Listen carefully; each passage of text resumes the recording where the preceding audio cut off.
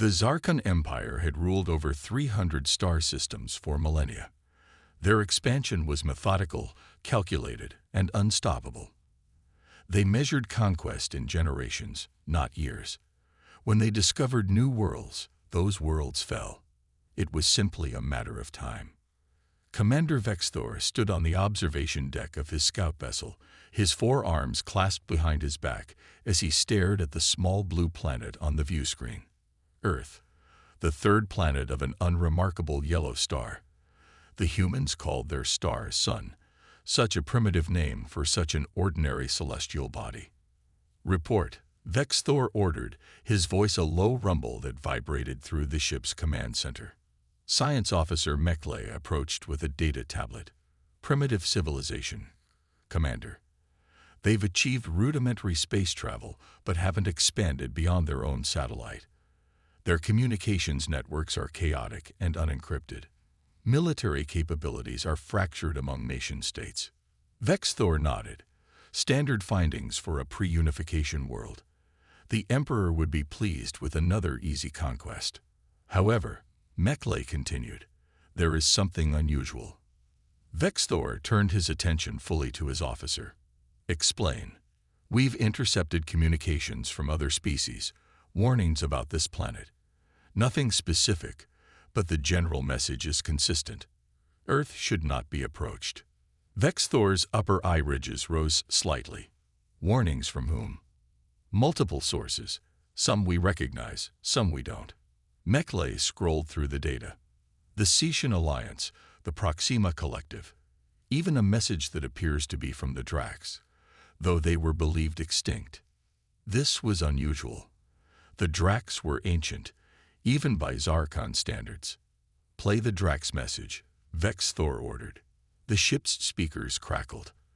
The language was old, but the translation matrix handled it adequately. "The blue world harbors death. We lost a fleet. The humans should not have survived our weapons. They did. They learned. We will not return." Silence fell across the command center. "The message is over 500 years old," Mechle said quietly. Vexthor stared again at the blue planet. Humans were barely using steam power 500 years ago. How could they have defeated a Drax fleet? "Continue monitoring all broadcasts from the planet," he ordered. "I want to know everything about their defensive capabilities." For 3 Earth days, they listened. They watched. They learned about nations called America, China, Russia, India, dozens of separate governments, militaries, and cultures. It made no sense. The divided planet should be easy to conquer. Yet the warnings persisted. On the 4th day, Vexthor's communications officer intercepted something interesting. "Commander, we've isolated military transmissions about something called Operation Guardian Shield. It appears to be a coordinated defense initiative." "Show me." The screen displayed intercepted video of military officials from multiple Earth nations meeting in a facility labeled Pentagon. One human, wearing decorated military attire, spoke to the others. "Guardian Shield is now at full operational status. All orbital platforms are deployed and cloaked. The lunar base can deploy countermeasures within 3 minutes of detection." Orbital platforms. Lunar base. This contradicted all their intelligence about Earth's space capabilities. Another human spoke. "What about the visitors near Jupiter? Any activity?" "None. They're still observing, like the others. But they'll learn like everyone else. Earth is protected." Vexthor's skin paled to a lighter shade of blue. This didn't sound like a primitive world preparing basic defenses. It sounded like something else entirely. "Prepare a stealth probe," he ordered. "I want eyes on this Pentagon facility and any evidence of these orbital platforms." As his crew rushed to obey, Vexthor continued watching the blue planet with new unease. The Zarkon Empire had conquered hundreds of worlds, but none had come with such warnings. Perhaps Earth deserved closer inspection before the invasion fleet was summoned. Perhaps there was a reason Earth had never been successfully invaded. The stealth probe descended through Earth's atmosphere under cover of night, its advanced cloaking technology making it invisible to even the most sophisticated human radar systems. or so Vexthor believed. The probe hovered over a desert facility in Nevada, recording everything it saw. Vexthor watched the feed from orbit with growing concern. What the probe revealed contradicted everything the Zarkon thought they knew about Earth. "This cannot be right," Meckley said, studying the readings. "These energy signatures suggest technology at least 2 centuries beyond what humans should possess." The probe followed a military vehicle as it approached a seemingly ordinary mountain. A hidden door slid open, allowing the vehicle to enter. The probe followed, barely slipping through before the doors closed. Inside was a vast underground complex. The probe's sensors picked up conversations as it moved silently through the corridors. "Major Frank Miller, reporting for duty. Sir." "At ease, Major." The test of the new shield generators was successful. The quantum field maintained integrity even under simulated Rigelian plasma bombardment. Vexthor's blood turned cold. Rigelian plasma technology was among the most advanced weapons in the known galaxy. How did humans even know what it was, let alone how to defend against it? The probe followed Major Miller deeper into the facility, recording everything. In a massive central chamber, scientists worked around what appeared to be a partially disassembled spacecraft, one that clearly wasn't of human design. "How's the reverse engineering of the propulsion system coming along?" Miller asked a woman in a lab coat. "Dr. Karen Powell's team cracked the core principles last week," another scientist replied. "This makes the 7th different alien drive system we've adapted to our own use." 7th? Vexthor exchanged alarmed glances with his officers.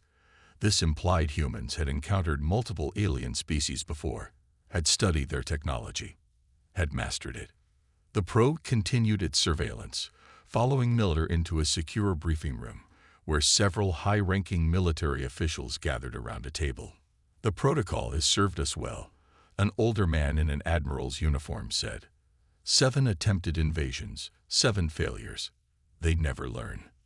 "That's because we make sure there are no survivors to report back," Miller replied. "But intelligence suggests the Zarkon might be different. They're methodical. They'll send scouts first." Vexthor felt his heart stop. They were talking about his people. They knew the Zarkon were watching. "If they're watching us now, what will they see?" asked a woman with general stars on her uniform. A thin, scholarly-looking man adjusted his glasses. "What we want them to see. Our public broadcasts show division, primitive space capabilities, and vulnerability. Meanwhile, the protocol continues. Every nation contributes resources in secret. Every alien encounter adds to our technology base. Our orbital defense grid remains hidden." The probe continued recording as they discussed specific defensive capabilities. Gravity weapons reverse-engineered from a species called the Arcturans, shield technology adapted from Proxima Centauri refugees, and energy weapons developed from studying crashed Drax ships from centuries ago. "And the lunar base?" Miller asked. "Fully operational," the admiral responded. "The fleet is ready if needed." "Fleet? Lunar base?" Vexthor ordered the probe to transmit all data immediately. This was far worse than he'd imagined.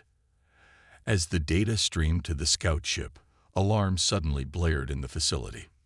"We have an intrusion," someone announced. "Unknown technology, Sector 7. Activating countermeasures." The probe's feed abruptly cut to static. Its last transmission included a human looking directly at the camera, smiling slightly. Vexthor turned to his second-in-command. "Prepare a full report for the Emperor. Earth is not what it appears to be." "Will the Emperor believe this?" Meckley asked quietly.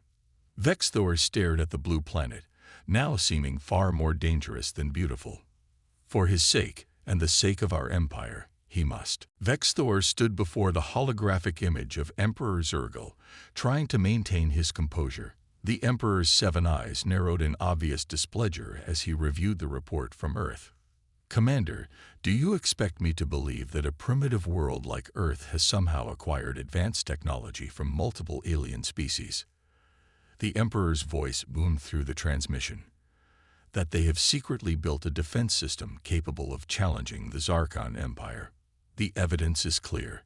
Your Magnificence, Vexthor insisted. I have sent all probe recordings for your review. Earth is not what it appears to be. Emperor Zurgle waved a dismissive tentacle. I see a scout commander who fears shadows. Our intelligence indicates Earth has just barely reached their moon. Their military forces fight among themselves. They are divided into hundreds of competing nations. That may be what they want us to see, Vexthor argued. The Emperor's color darkened with anger. Enough. I have already dispatched the first wave of our invasion force. A small reconnaissance team will land and establish a forward base. You will assist them. The conquest of Earth begins now. The transmission ended abruptly. Vexthor's shoulders slumped. The Emperor had made his decision. The Zarkon Empire was about to learn a hard lesson. 3 days later, 5 Zarkon ships broke through Earth's atmosphere, landing in a remote forest outside Boulder, Colorado. They deployed quickly and efficiently, just as they had done on hundreds of worlds before. Lieutenant John Reeves sat in a hidden observation post 2 miles away, watching through high-powered binoculars. He keyed his secure communication device. Eagle's Nest, this is Watchman. Visitors have arrived at the welcome mat. Count 5 vessels, approximately 30 individuals. At the Pentagon, Agent Olivia Martinez received the transmission and immediately walked to a secure elevator. The doors closed behind her as she descended to the facility's lowest level. The control room was already buzzing with activity when she arrived. Contingency Omega is now active, she announced. All stations report status. Around the world, similar scenes played out in secret facilities. In Russia, China, India, and 40 other nations, military commanders entered special codes into locked systems. Beneath the Antarctic ice, a massive power generator hummed to life.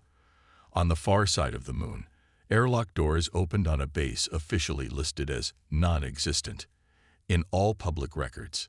Back in Colorado, the Zarkon reconnaissance team set up perimeter defenses, unaware they were being watched not just by human eyes, but by dozens of hidden sensors and cameras. Begin Phase 1, John whispered into his communicator. Within minutes, the Zarkon detected movement in the forest. Their scanners showed what appeared to be ordinary wildlife. Their intelligence on Earth was extensive. They recognized deer, bears, and other common forest animals. What they didn't recognize was that none of these animals were real. The first Zarkon soldier fell when a deer suddenly fired a tranquilizer dart from its eye. 3 more went down before they could raise an alarm. By then, specialized human teams were already moving in, wearing camouflage suits that blocked alien scanning technology. This is too easy, one soldier whispered to John as they approached the alien ships. It always is, John replied. They never expect us to be ready. In orbit, Vexthor watched in horror as his monitoring systems showed the reconnaissance team going silent. One by one, their life signs vanished from his screens. Not dead. The biorhythms indicated unconsciousness, but captured. All 30 Zarkon soldiers taken without firing a single shot. Contact the invasion fleet, he ordered desperately. Tell them to abort. Earth knows we're coming. His communications officer turned with a grim expression. Our channels are being jammed, Commander. I cannot reach the fleet. On Earth's surface, news channels continued normal broadcasts. Not a single report mentioned aliens or unusual military activity. The public went about their day, completely unaware that first contact had just occurred. In Washington, D.C., the president received a simple message. Contingency Omega initiated. Visitors contained. Phase 2 commencing. The Zarkon invasion fleet emerged from hyperspace, 100 warships strong. Emperor Zurgle himself commanded from the flagship, eager to witness the fall of this supposedly dangerous world. The fleet arranged itself in standard conquest formation as it approached Earth's orbit. No defensive measures detected, Emperor reported the tactical officer. Their primitive satellites are tracking us, but they have launched no counterattack. Emperor Zurgle's mouthparts clicked in satisfaction. As expected, Commander Vexthor was overreacting to coincidences and imagination. Begin the first wave attack. 20 warships broke formation, descending toward Earth's atmosphere. They targeted major population centers: New York, Moscow, Beijing, London, Tokyo. Standard procedure: create panic, destroy symbolic structures, demonstrate overwhelming power. Deep inside Cheyenne Mountain, Commander Susan Wright watched the approaching ships on a three-dimensional holographic display. Around her, military personnel from a dozen nations worked at their stations with practiced efficiency. No one showed fear or surprise. They're following predictable patterns, she noted, just like the simulations. A general standing beside her nodded. The Zarkon always open with a show of force against population centers. Their psychological warfare handbook hasn't changed in 3 centuries. Time to show them ours has, Susan said, entering a command code into her console. Grid activation authorized. Authentication. Right, Susan, Commander. Code Theta 9 Echo. Similar authentication codes were spoken simultaneously in Moscow, Beijing, and other command centers around the world. Deep beneath the oceans, in hidden mountain bases, and from concealed silos, a signal spread across the planet. In orbit, thousands of seemingly innocent satellites suddenly transformed. Solar panels retracted, revealing weapon systems. Debris that appeared to be space junk reassembled into defensive platforms, and from Earth's moon, previously invisible hangar doors opened on the dark side, revealing rows of waiting spacecraft. The approaching Zarkon warships suddenly found themselves surrounded. Emperor, the tactical officer's voice rose in alarm. Multiple weapon systems activating around the planet. Thousands of them. Before Emperor Zurgle could respond, the first wave of defensive fire struck the lead Zarkon ships. Concentrated energy beams cut through their shields as if they weren't there. 3 warships exploded instantly. Impossible, the Emperor roared. Their technology cannot be this advanced. In a laboratory beneath Denver, Professor Alan Garcia monitored the battle alongside military observers. On his screens, data flowed in from the orbital engagement.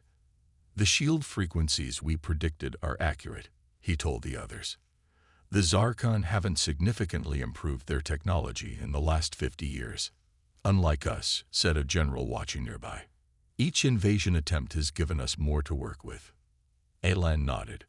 We've had centuries to prepare. The Mayans recorded the first attempts. The Chinese have scrolls describing sky warriors from 1,000 years ago. Every time visitors came, we learned. We adapted. In orbit, the Zarkon fleet was in chaos. Half of the first attack wave had already been destroyed. The rest retreated toward the main fleet, pursued by smaller Earth vessels that seemed to appear from nowhere. Launch all fighters, Emperor Zurgle commanded. Full attack formation. The Zarkon launched thousands of fighter craft, expecting to overwhelm Earth's defenses with sheer numbers.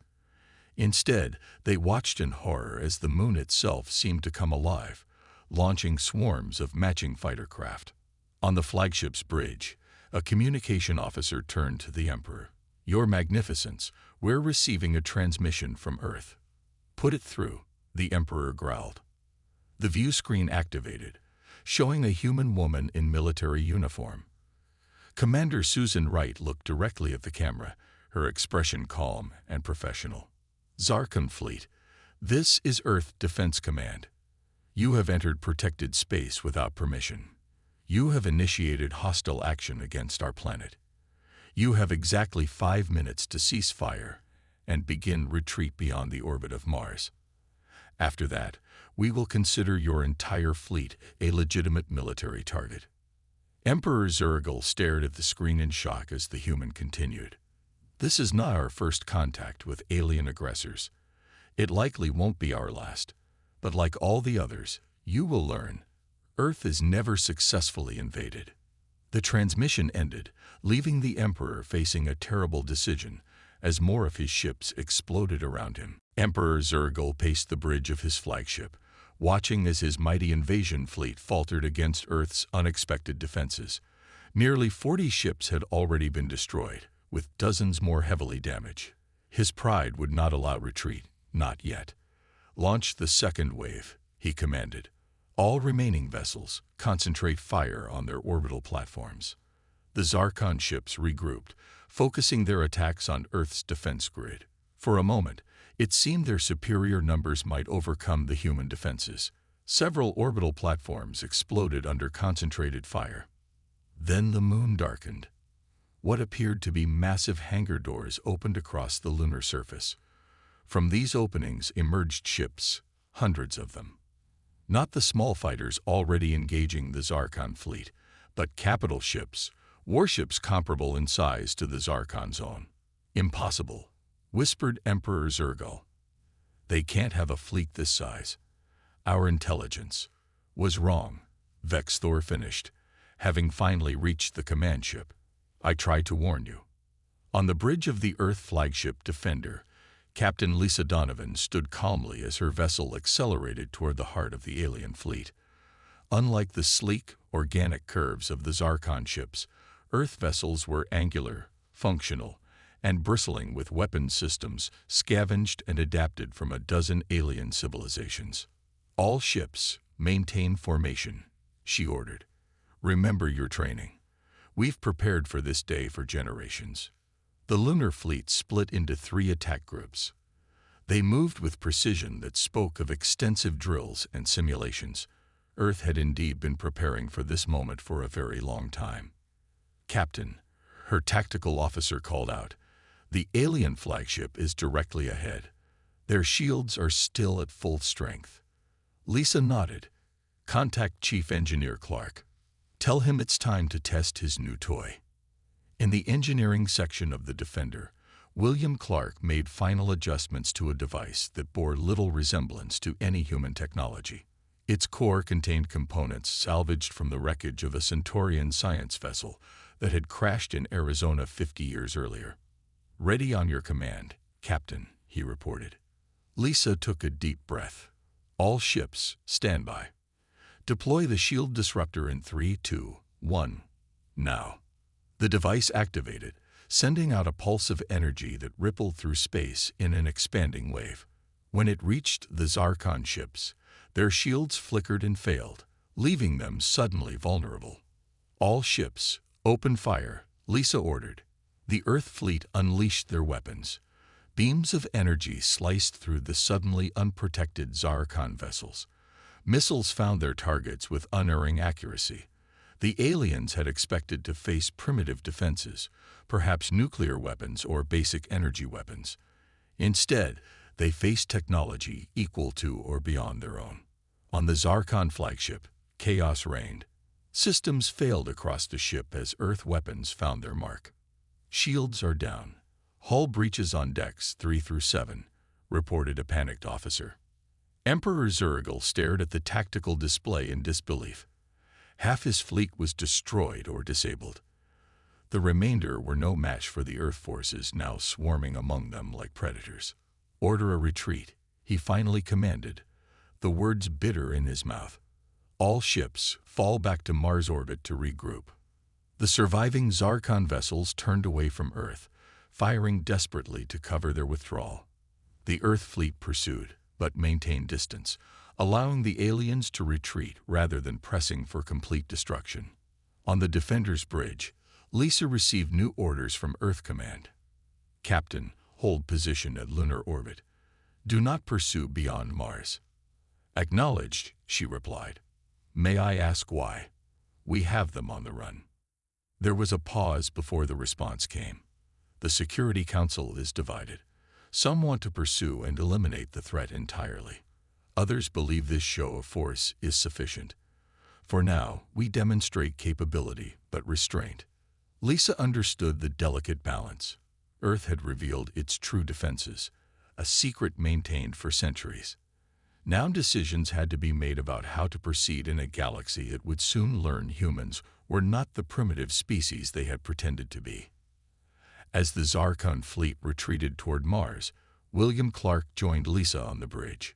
"They'll be back," he said quietly. Lisa nodded. Maybe, but next time, they'll come as diplomats, not conquerors. Vexthor moved silently through the NASA research facility, his adaptive camouflage making him nearly invisible to the human security systems. He had escaped the flagship before it retreated, taking a small scout vessel to Earth's surface. If his empire could not conquer this world by force, perhaps understanding it would provide another path. The humans appeared to have returned to normal activities. News broadcasts made no mention of the space battle. World leaders gave speeches about mundane political issues. It was as if the attempted invasion had never happened. This made no sense to Vexthor.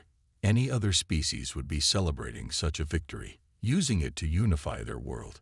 Instead, the humans kept it secret from their own population. He slipped past 2 guards and into a secure archive room. His translator device would allow him to read human documents. He needed to understand what made Earth different from the hundreds of worlds the Zarkon had previously conquered. The first files he found were disappointing. Technical specifications for primitive rockets and satellites, the public face of human space technology. But behind a secured door, he discovered what he was looking for: the true history of Earth's encounters with alien species. For hours, Vexthor read in growing amazement. The first documented encounter was over 12,000 years ago. A scout ship from a species called the Arcturians had crashed in what humans now called Egypt. The primitive humans had worshipped the aliens as gods, but also studied their technology. More encounters followed through human history, some peaceful, most hostile. A pattern emerged. Earth was positioned at a valuable intersection of space lanes, making it strategically important. Species after species had attempted to claim it. And each time, humans had fought back, salvaged the alien technology, and grown stronger. A document labeled The Graveyard Hypothesis caught his attention. It was a scientific analysis suggesting Earth had been used as a testing ground by a now extinct ancient species. They had seeded the planet with various weapons and technologies, then abandoned it. Humans had evolved alongside these artifacts, developing unique adaptability. Finding what you're looking for. Vexthor spun around. A human woman stood in the doorway, watching him calmly. She made no move to sound an alarm or call for security. "You can drop the camouflage," she said. "We detected you entering the building an hour ago." Vexthor deactivated his disguise, revealing his true form. "You knew I was here and did nothing." The woman nodded. "I'm Grace Harrison, United Nations Security Council. We assumed you came seeking information, not to attack. We decided to let you learn. Why would you allow this?" Grace entered the room, closing the door behind her. "Because your empire needs to understand. Earth has a unique history. While your people were building their first interstellar ships, we were already reverse engineering the remnants of a dozen dead civilizations that had crashed here." She gestured to the files. "We've been visited, invaded, or attacked over 300 times in our recorded history. Sometimes we fought with sticks and stones against energy weapons. Sometimes we lost battles. But we always survived, learned, and adapted." Vexthor's 4 arms hung limply at his sides. "The warnings we intercepted were genuine," Grace finished. "The species that survived encounters with us spread the word. Earth is dangerous. Not because we seek conflict, but because we've been forced to become the most militarily adaptive species in the galaxy." She pulled out a small device and showed him an image, a map of space with Earth at the center, surrounded by colored markers. Each marker represents alien technology we've recovered and mastered. The red ones are from species that no longer exist, wiped out by other conquerors before we could make contact. "But your broadcasts," Vexthor said. "Your public technology. The divisions between your nations." Grace smiled. "The greatest defense is when your enemy underestimates you. We maintain the illusion of division and technological limitation. Meanwhile, the protocol ensures we're united in our defense and constantly improving our capabilities." Vexthor looked again at the files, understanding dawning. "You wanted us to attack. You wanted to demonstrate your power to the Zarkon Empire. We prefer peaceful contact, Grace replied. But history taught us to prepare for the alternative. She handed him a small data device. Take this to your emperor. It contains our terms for peace and information about what happened to the last 3 empires that didn't accept similar offers. Vexthor took the device, now understanding why Earth was never successfully invaded. 1 month after the failed invasion, a single Zarkon diplomatic vessel approached Earth. Unlike the warships that had come before, this ship broadcast open signals identifying itself and requesting permission to enter orbit. The response came quickly. Permission granted, with coordinates for a landing zone in a neutral location in Switzerland. Emperor Zurgul had chosen to come himself, a decision that shocked his advisors. Never before had a Zarkon emperor set foot on a world that had defeated his forces, but after reviewing the data Vexthor had brought back, he understood the necessity. Earth was unlike any world the Zarkon had encountered in their long history of conquest. The diplomatic vessel landed on a mountain clearing. A small human delegation waited, led by Ambassador Keith Prescott. There were no visible weapons, though both sides knew formidable defenses lurked just out of sight. As Emperor Zurgul emerged from his ship, flanked by Vexthor and a handful of advisors, Ambassador Prescott stepped forward. "Welcome to Earth, Emperor Zurgul. We appreciate your willingness to meet in person." The Emperor towered over the humans, his 7 eyes taking in the surroundings. "Your world has earned my respect, Ambassador. No species has defeated a Zarkon assault fleet in 10,000 years." Prescott nodded. "We prefer this meeting to conflict. Please, join us inside where we can talk comfortably." Inside a simple but elegant building, both delegations sat at a round table. No side was given a position of dominance, a detail the Emperor noted with approval. "I have reviewed your terms," Zurgul began. "They are surprisingly generous, given your obvious military advantage." Ambassador Prescott smiled. "Earth has no interest in conquest, Emperor. We seek only to ensure our continued independence and safety. Yet you could demand much more. Why don't you?" "Because Earth understands something many species don't," Prescott explained. "Lasting peace cannot be built on humiliation or fear. We want the Zarkon as trading partners, not subjects or enemies." The Emperor's color shifted, showing his surprise. "Your species is unusual.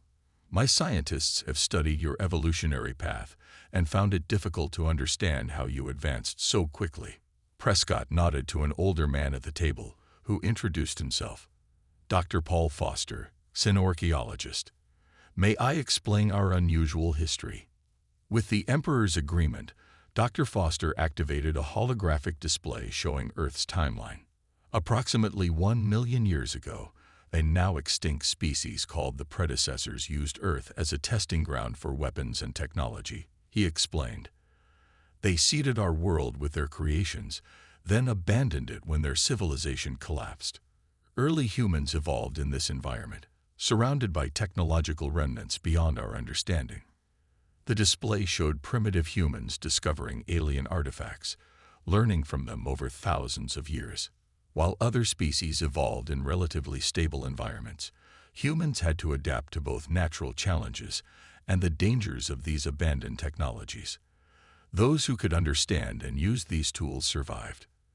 Those who couldn't perished. Emperor Zurgul watched with fascination. "Your people were forged by this crucible." "Exactly," said Ambassador Prescott. "By the time humans built their first cities, we had already been exposed to advanced metallurgy from crashed spacecraft, energy systems from abandoned outposts, and weapons left by departed armies. We incorporated what we found into our development. And when visitors came," added Dr. Foster, "we applied the same adaptive abilities to understand their technologies, whether they came in peace or as conquerors." The discussions continued for hours, with humans explaining their unique position in galactic affairs. They shared knowledge of ancient species, trade routes, and political alliances that impressed even the Emperor's advisors. As the meeting concluded, Emperor Zergal affixed his seal to the treaty establishing peace between Earth and the Zarkon Empire. "I will add Earth to our imperial registry of forbidden worlds," the Emperor announced. "No Zarkon vessel will enter your space without explicit permission." Ambassador Prescott nodded gratefully.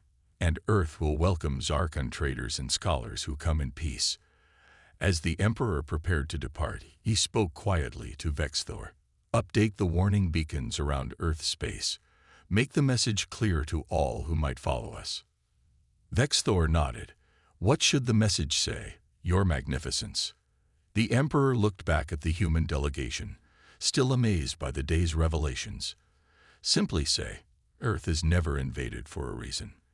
Those who ignore this warning do so at their peril."